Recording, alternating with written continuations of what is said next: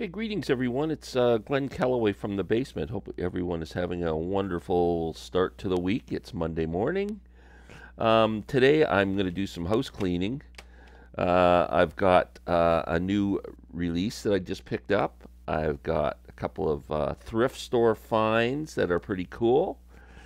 I want to talk about the results and the aftermath of my recent video that questioning who my favorite band is.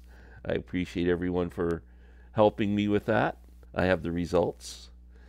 And what else? Oh, let's start with John Mayall. I mean, it's hard to be sad. The man lived into be his 90s and had a pretty good life and left behind quite a legacy. He was a monster in the blues world and nurtured a lot of amazing players who became superstars, from John McVie and Eric Clapton, Mick Taylor. Who am I missing? The other guitar player, Eric Clapton, Mick Taylor, and Peter Green. How did I forget that? Also, later, Coco Montoya, who's an amazing guitar player, was in John Mayall's band. Harvey Mandel was played with him for a while. If you don't know Harvey Mandel, you should check out an album called The Snake. Pretty cool album. John Mayall, obviously everyone kind of, this album came out in, I'm not even sure when this was released, 1968, I think it is. 66 or 68, 66 maybe. Yeah, 66. So, how did I discover this album? My aunt worked for Columbia Records at their pressing plant in Toronto at the time. I think it was a pressing plant. I don't think it was just distribution plant. It could have been distribution. And she used to come home with records, but no covers. She used to come home with records for me and give them to me in the white sleeves. That was the way the records came. I had like 100 records like that, and sometimes they were just absolute crap. The best of Patti Page or something, but. Not that I have anything against Patti Page. How much is that doggy in the window? It's just that I ended up with a lot of albums that way. And one of the ones I ended up with is Eric Clapton and the Blues Breakers, having not known this album, the Beano album as they call it, because Eric's reading a Beano comic. Right away, I mean, that was maybe my introduction to the blues and actually knowing the name blues, not like I'd heard the Rolling Stones before and stuff like that, and they're doing blues covers, but to me that was just Rolling Stones songs. I was a bit too young to really kind of, I mean, I was 13 years old, but still genres weren't in my vocabulary. So anyway, known John Mayall for a long time, I guess is my point. And I have that album, which is a great record. I also have the next one called A Hard Road with Mick Taylor. That's the back of the cover. It's a hard road, and it's got a bunch of extra tracks and stuff on it. But when I got it sent to me, it came with the same Beano. It came with no, I guess that is the different cover. I was thinking it was different, but that's a different magazine and a different human being. Yeah, so anyway, that's Hard Road by, that's weird. I never noticed that cover before. Has anybody ever seen that? No, it's the same one. What am I talking about? Duh. Okay, so, it's Monday morning. Give me a break. Anyway, they sent me the Beano cover with the Hard Road album, but it's the Hard Road album, so I'm stuck with it. I have a later one. This is called Wake Up Call. It's a frickin' awesome album, and it has Coco Montoya on it. He's just a great guitar player. Awesome. So that leads me into some thrift store finds. I was at the thrift store on the weekend. So first of all, I found 2 John Mayall albums. One I didn't realize I had, Barbed Wire, another great one with Mick Taylor. And I'm all excited picking it up for a couple of bucks on the weekend. So I got 2 of these now. Um, Another one, Looking Back.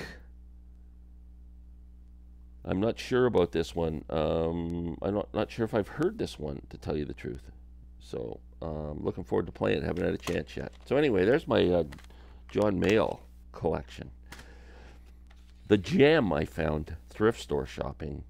I've been looking for this album for a long time. I didn't know anything about this album till Larry Graves and I started doing. Hi, Larry. Started doing our CD exchanges a couple of years ago, I guess now, and he turned me on to this Yes album called Keys Studio. I only knew Keys to Ascension, which is like a live album with some studio tracks. I didn't realize there was a Studio Keys album.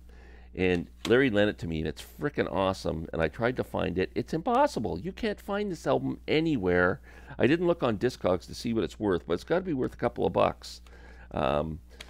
Anyway, I met at Chumley's, the local kind of used CD store, and I find it for $7.99. Just 2 years of searching. Every time I go to a used record store, I go to the Yes section and go, am I going to find Keys Studio? Never find it. Got it. Got it. So excited. Okay, 2 more things. I'm going back to this. Billy Strings. He's my guy right now. The Billy Strings Live Volume 1 album is fantastic. If you like jam band music and you like the long extended solos and stuff like that, you have to hear this album. You have to. It's incredible. Oh. There are 3 songs on here, at least 3, that are 18 minutes long of total guitar, just genius. The playing is fantastic. I mean, I can't stop playing this thing. My nephew Jack was over on the weekend. He ended up picking it up at the local mall store, believe it or not. They had it. And him and I just listened to this almost endlessly all weekend long. And we're both going to see him in October in Michigan. So, very cool. Now, Norman Maslov did a recent video, I think it's his latest one, on his picks for best album of 2024 so far. Now, Mazzy's great. Like, he told me in his comment back to me that he tries not to limit himself. He even showed the new Beyonce album in his reviews there, and I got a lot of respect for Mazzy in that his ears are wide open. That's awesome. And anyway, Mazzy's pick for album of the year, I quickly went over to, because it sounded interesting to me, I quickly went over to Spotify and gave it a sampling, listened to like 10, 15, 20 seconds of each song, and went, oh my God, this is frickin' awesome. It is an album with a cowboy hat on the cover. And, but it's not cowboy music. Adrian Lenker.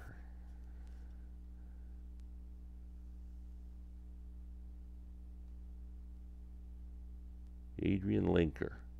Just leaving that up there so you can look at mine. Bright Future. This album is fantastic. It is going to be one of my top albums of the year too. I can't believe how good it is. Singer-songwriter. The album, even Mazzy mentioned this, it's very intimate. It sounds very much like you're sitting in someone's living room and they're sitting around playing their songs with sparse arrangements, some piano, some guitar. And the songs are incredibly written. She's got a really cool voice, and I am just blown away by how much I'm liking this. Sam St. John, if you're watching, check this one out, man. Fantastic. I think you'd love it. What else can I say? 2024. I'm trying to see inside it. So the musicians on here, Adrian Lenker is just vocalist. There's a pianist, violin. Oh, she does play a acoustic guitar on some songs. Stratocaster at one point. Yeah, electric guitars. Every song has a little breakdown here, but very sparse arrangements and very haunting. It's certainly not a party album. Certainly not. Okay, Last but not least, who is my favorite band? I proposed that my favorite band is not the Beatles anymore. Now, someone made the comment that the Beatles are the greatest. They're the absolute. Everything revolves around the Beatles. It's just the Beatles. If you don't think it's the Beatles, then you're kind of an idiot. He didn't really say it like that. I'm paraphrasing, but that's what I was reading into his comments. He was very polite, actually. I agree. No argument. The Beatles are the greatest of all time. The greatest. They're miles ahead of everyone else. Everything revolves around the Beatles. I agree 100%. So please, this is not a Beatles bashing. It's not. It's just I question the fact that I don't listen to the Beatles anymore. It's so ingrained in my head that I just moved on and listened to other stuff. So then I'm thinking that if there's other stuff that really excites me, are the Beatles my favorite band? And I think all of you who are in the same boat should feel the same way. Hold on a second. Who's this now? Sorry, my phone's ringing. Off track. Okay. So my nephew Jack was over on the weekend, as I was saying, and I was telling him about the video I did, and he kind of felt the same way. He said, you know, I haven't listened to a Beatles record in 2024. It's now halfway through the year. There we go. Another one. So anyway, I came up with the 3 other bands I'm really passionate about. There's more. I could have added more. But Grateful Dead, Yes, and King Crimson. Now, you guys helped me make my decision. You voted. And I had 12, 14, 18, 19 votes. One of the votes was spoiled. One of the ballots is spoiled because they voted for Oingo Boingo. Anyway, the other ones. Yes finished third. 2 votes for Yes. Casey King Crimson was second, 4 votes. The Grateful Dead won in a landslide with 12 votes. 3 times as many as the second place thing. So the Grateful Dead is now officially my favorite band because you guys said so. That's it. Okay? That's where we're heading. It's funny, my buddy Tim, who owns Zap Records in Coburg, I guess there's like 3 or 4 Glens that come into the store, and when he's talking to the guy who works with him, and he mentions, oh, I got this in for Glenn, the guy's going, well, which Glenn? And they all make a joke. So one Glenn, when Tim first met me, I was doing a lot of trading back and forth with him on Dead sets and stuff, so I was known as Dead Glenn. There's another guy who's a Zappa fan, as I am. I could have been Zappa Glenn, but there's another guy named Zappa Glenn, and I forget who the other one is, but that's the way they do that. That's our names in the store. I'm Dead Glenn. Anyway, so thank you for helping me with that. Sorry to ramble on here like an idiot, and thank you very much for watching. We shall return. Thumbs, please. It really helps me. Please. Thank you.